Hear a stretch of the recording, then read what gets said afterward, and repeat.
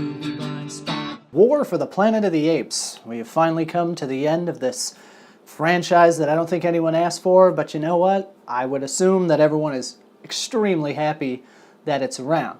Now, I have seen some things on Twitter and other social media sites saying that this is the best trilogy ever.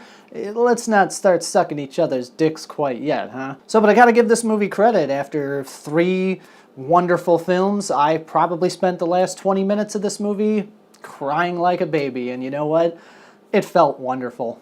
So this film was directed by Matt Reeves, who gave us the second film in this franchise. This is also a brilliant film. This has Andy Serkis also playing Caesar again, and just probably 100 people in motion capture suits doing a wonderful job, making me believe every second of this movie that these apes are the most real thing possible. It's just amazing what they accomplished with this. And Woody Harrelson is now your new foil, and you know, Woody Harrelson's awesome.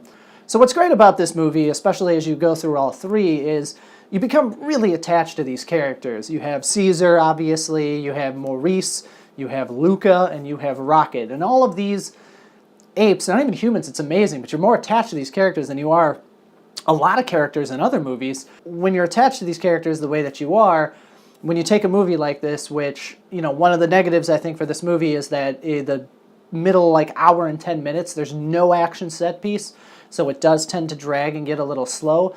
But if you've been on the ride with all of these people for the last, 6 years of these movies, it doesn't matter. You're just so happy to have this story be told and have this journey to go along with these characters.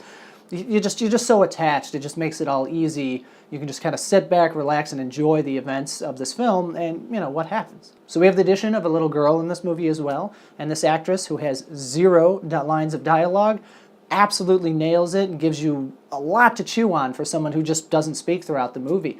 And generally speaking, I always enjoy the cinematography of these movies. If you're going out and filming in the woods, which is like where all the really bad Star Wars fan films get filmed, it's really boring. But they do a great job in this movie and in the previous ones of making the woods not boring, like an extremely fun place to shoot, and there's a lot of energy. There's some really cool shots in this movie, some overhead shots where you're looking down on the action. This movie basically takes place in 2 main locations, and the cinematography keeps it extremely interesting.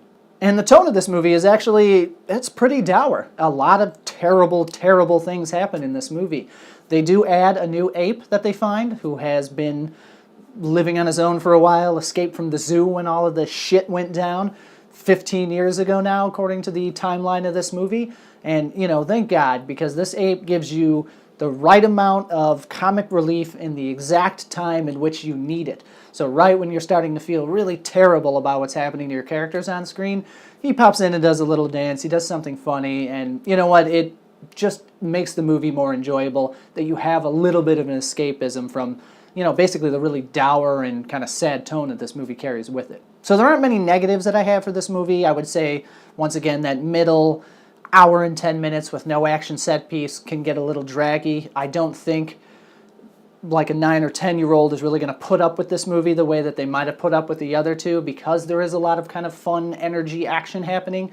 This movie is much more of a deep dive into the characters, especially Woody Harrelson's character, who is, we get to know a lot about this person in a short period of time, and it really shapes not just the movie itself, but since we really don't know what's going on in the rest of the world here, just hearing him speak about what's happening really gives you a really rounded sense and understanding of how this epidemic is affecting the entire, rest of the planet. And thank God for that, because this movie doesn't feel global enough. I think it would obviously take away from the movie if this movie was about everything happening around the globe. If it was like a World War Z, where it's like, this is happening in this city and this is happening over here in this country, you really wouldn't feel the way that you feel for Caesar and the apes. So it's kind of a negative, kind of a positive. Like I said, Woody Harrelson's character really brings that stuff to the forefront for you. The cream always rises to the top. He always brings that up for you. So it's not a terrible thing, but it is interesting to kind of not know what's going on in the rest of the world, basically having to live it vicariously through what we're experiencing through Caesar. And the very beginning of the movie, so in the beginning of Dawn, they go over what happened in Rise. They use this cool little map with the flight patterns to show you like how the disease spread around the world and how it became the epidemic that it did, with very kind of short little things of dialogue, news clips, Obama, the mayor of New York City is in there, whatever his goofy ass name is. I don't know, I live in Chicago, and who cares about the mayor of New York City? But in this movie, they do honestly, I think it was a little hokey. You might like it, but they kind of break down what happened in Rise, what happened in Dawn, and what's about to happen in War, so that you understand what's happening. And I don't know, just reading text on screen to catch me up with something it's kind of boring. I think they could have done a little bit of a better job doing that. But, that's it. I mean, there's not a lot of negatives in this movie. And what's really great about this movie is it doesn't do anything that you expect it to. Now, I really like Dawn of the Planet of the Apes more than Rise, and I think I like Dawn a little bit better than this movie, but they're very close. The difference being, in Dawn of the Planet of the Apes, you kind of saw what was coming 20, 30 minutes ahead of time, and you were just kind of waiting around and expecting it to happen. Doesn't take away from how good the movie is, but you can kind of guess what's about to happen. This movie didn't do anything I expected it to. I expected an all-out war between thousands of apes and thousands of men. You don't get it. You get something way better. You get character development. You get very personal. I mean, this movie almost feels like a Greek tragedy because, once again, we're dealing with the entire world here, but we're living that entire world out through 3 or 4, maybe 5 main characters, and, they just do it brilliantly. So what's great about this movie, too, is at the end of it, you feel extremely fulfilled.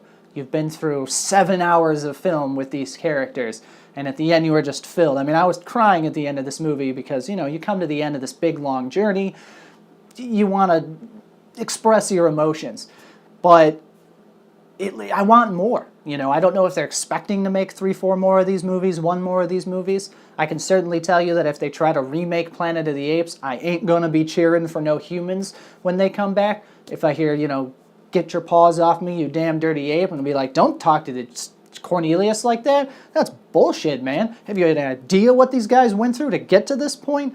So I don't think they could really go there now, but I would love to see some more development of these characters. Maybe we have hit the end of this entire franchise. I guess it depends. If this movie makes a ton of money, they're going to want to make more of them. But, it's a very interesting feeling that you get that I was talking about with a friend. You don't get that at the end of Return of the Jedi. At the end of Return of the Jedi, it's over. The second Death Star's dead. Spoiler alert, Darth Vader dies at the end of the movie. And you really feel that sense of closure. And at the end of this movie, you feel that sense of closure, but it's open enough to where you just want more.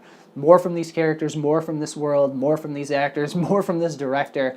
I mean, they did such a bang-up job making this trilogy, like I said, out of nowhere. No one asked for this. I don't know if anybody wanted this, but, this is that kind of secret trilogy, secret good idea that sneaks up behind you that just nails it. And, this is what the big Hollywood system needs to be doing with their movies, and not, just rebooting everything from the old to try to just make it feel nostalgic. This doesn't feel nostalgic at all. This movie does not feel like Planet of the Apes. It does not feel like Beneath the Planet of the Apes. It does not feel like Conquest of the Planet of the Apes. It doesn't feel like any of those movies. It feels like its own new thing. But you are digging up a little bit of an old IP to present that idea to people that they are somewhat familiar with. So let this be an example, Hollywood. When you want to dig up old stuff from the 60s and the 70s and bring it back, if you're going to redo Omega Man again and call it I Am Human again, how about we not remake the goddamn same movie again, and let's take some old ideas and then reintroduce them into the modern digital filmmaking world and just make brilliant movies like all 3 of these Planet of the Apes movies were. So with that all said, I have to say, full-on recommend, 100%. If you have the opportunity to sit down and watch Rise and Dawn before you go see War, I think you're going to be even happier at the end of this movie. If you don't, I think you'll still love it, but absolutely recommend. Another great movie this summer. Compared to last summer, I don't know, just knocking down the hits this time. So no song today either. I did not have time to write one, and based on the amount of average time viewed in my videos, not many of you are making it all the way through the songs to the review. So I'll probably continue to do them. However, I'm going to put them on like a separate playlist so that, if you want to see a movie review, you can get it here. If you want to see me do a parody cover of a song that is a movie review, I'll have those available too. So thank you everybody for watching. You can subscribe to me right here, watch some of my other content. There is a new movie, Blind Spot, where I take a girl who has never seen Top Gun and make her watch it and then make her review it. That's kind of my thing. So pay attention for more of those, and I appreciate everyone watching. Take care.